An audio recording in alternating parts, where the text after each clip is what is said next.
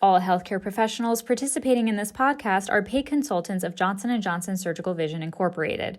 The content of this podcast represents the views and experiences of the speaker and not Johnson & Johnson and is intended for informational purposes only. The podcast is not intended to be a substitute for medical advice, diagnosis, or treatment. Product indication and safety information will be available at the end of the episode.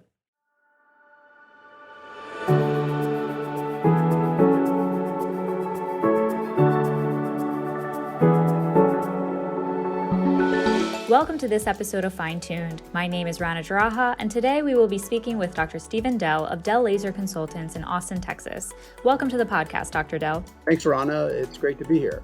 In May 2020, Johnson & Johnson Vision announced the U.S. launch of the TECNIS Multifocal Toric II IOL, the first multifocal IOL approved on the new TECNIS Toric II platform. Can you tell us about the new innovations in the new TECNIS II platform as compared to the original TECNIS lenses?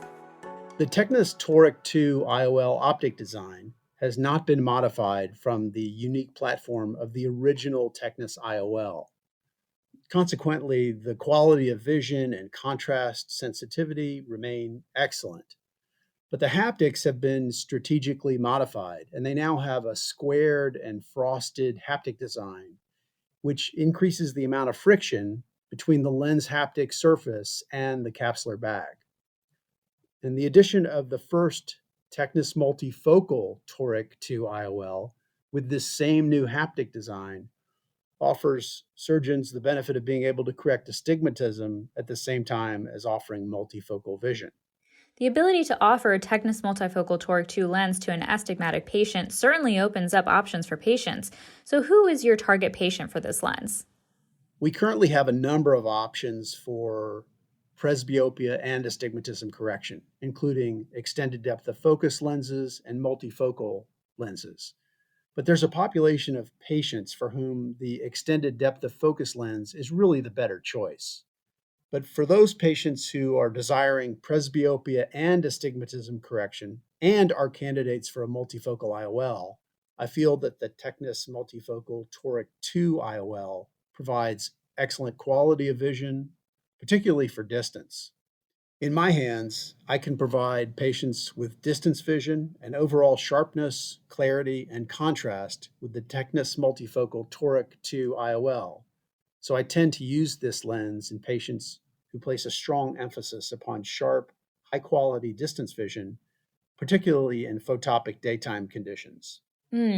So given the distinct benefits of this lens, can you tell me how you set appropriate expectations with your patients when you're recommending the TECNIS Multifocal Toric II IOL? Sure. With our patients who are receiving a multifocal IOL, either the TECNIS Multifocal Toric II version or the spherical configuration, we typically place a 2.75 diopter add power in the dominant eye and a 3.25 diopter add power in the non-dominant eye. Because we don't perform surgery sequentially on the same day, it's necessary to mention to the patient that the near vision will be a little bit better in one eye, and the intermediate vision will actually be quite good in both eyes, and the distance vision will be great in both eyes. And the combination of these two lenses together is extremely good in terms of overall function. I see. Do you talk to your patients about dysphotopias or other visual aberrations? Yes, we describe dysphotopsias as the necessary companion in the quest for good uncorrected near vision. And we tell patients that they'll be at their maximum performance about 90 days post-op, and that visual dysphotopsias typically fade to the point that they're quite tolerable for the overwhelming majority of patients. In my experience, patients who are dissatisfied with dysphotopsias also have residual refractive error. So implementing a system where you eliminate any residual refractive error, either through preventing it in the first place or correcting it with laser vision correction or IOL exchange, is really critical to establish a high level of success. Great. That actually feeds directly into my next question, which is, have you made any adjustments to your pre-surgical measurements or calculation with this new IOL?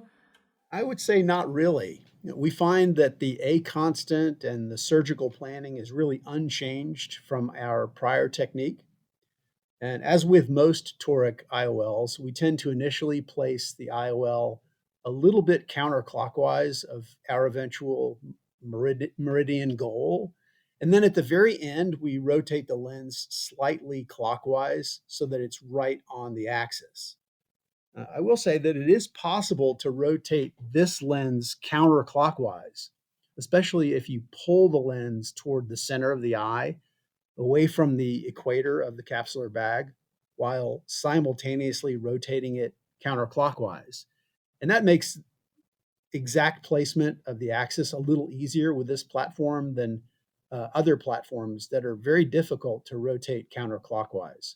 It's a really different feel when you implant this IOL for the first time. So if you haven't used the TECNIS Toric II, I think you'll notice that right away. Okay, that's a great point. Any other pearls for your colleagues in working with this platform? I think it's worthwhile to really emphasize the importance of eliminating residual refractive error when working with any multifocal IOL. And by far the most common reason for a second opinion in my practice is a patient who was left with residual refractive error that precluded them from achieving their visual goals. It's my opinion that patients who receive multifocal IOLs are more sensitive to residual refractive error than patients who receive monofocal IOLs. And it's really difficult to gain any traction with presbyopia correcting IOLs without a solid plan to address residual refractive error. That's certainly important to consider. Earlier, you mentioned that the addition of the TECNIS Multifocal Toric II IOL opens up the possibility to offer multifocality to patients with astigmatism. Can you share other insights on the value this platform offers? You know, what I think differentiates the TECNIS Multifocal Toric II from other multifocal IOLs is really my long-term confidence in the IOL material. I trust that these lenses will remain clear and functioning well for a very long time because the platform, the material, and the overall lens architecture have been so successful for so long. I have a great deal of confidence in this lens. Dr. Dell, thank you so much for being here today and sharing your thoughts on the TECNIS Multifocal Toric II IOL. We appreciate it. In our next installment, we'll be discussing modern biometry. Be sure to tune in.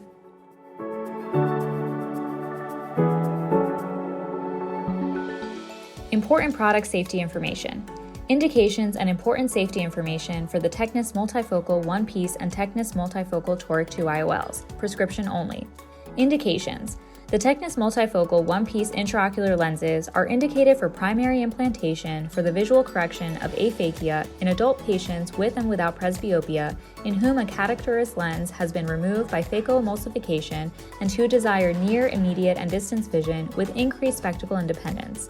The TECNIS Multifocal Toric II lens models ZKU150, ZKU225, ZKU300, ZKU375, and ZLU150, ZLU225, ZLU300, ZLU375 are indicated for primary implantation for the visual correction of aphakia and for reduction of residual refractive astigmatism in adult patients with or without presbyopia, with greater than or equal to 1 diopter of pre-existing corneal astigmatism in whom a cataract lens has been removed in order to provide near, immediate, and distance vision. The IOLs are intended for capsular bag placement only. Warnings. Physicians considering lens implantation should weight the potential risk-benefit ratio for any conditions described in the directions for use that could increase complications or impact patient outcomes. Multifocal IOL implants may be inadvisable in patients where central visual field reduction may not be tolerated, such as macular degeneration, retinal pigment epithelium changes, and glaucoma. The lens should not be placed in the ciliary sulcus. Inform patients about the possibility that a decrease in contrast sensitivity and an increase in visual disturbances may affect their ability to drive a car under certain environmental conditions, such as driving at night or in poor visibility conditions. The clinical study of the TECNIS Toric One-Piece IOL did not show evidence of effectiveness for the treatment of preoperative corneal astigmatism of less than 1 diopter. Rotation of the TECNIS Multifocal Toric II IOL away from its intended axis can reduce its astigmatic correction. Misalignment greater than 30 degrees may increase postoperative refractive cylinder. Precautions. prior to surgery, inform prospective patients of the possible risks and benefits associated with the use of this device, and provide a copy of the patient information brochure to patient.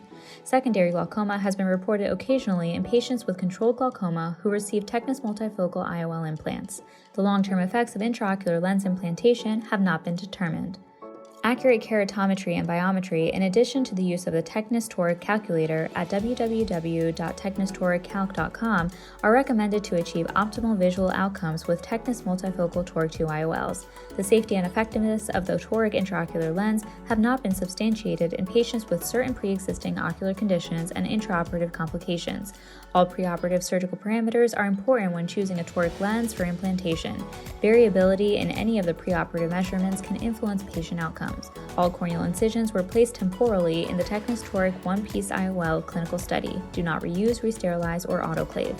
Adverse events. Only the rate 3.3% of surgical reinterventions, most of which were non-lens related, in the ZL-BU plus 3.25 diopter lens group was statistically higher than the FDA grid rate for both first and second eyes. The most frequently reported cumulative adverse event that occurred during the TECNIS Toric one-piece IOL clinical trial was surgical reintervention, which occurred at a rate of 3.4%, lens repositioning procedures, and retinal repair procedures.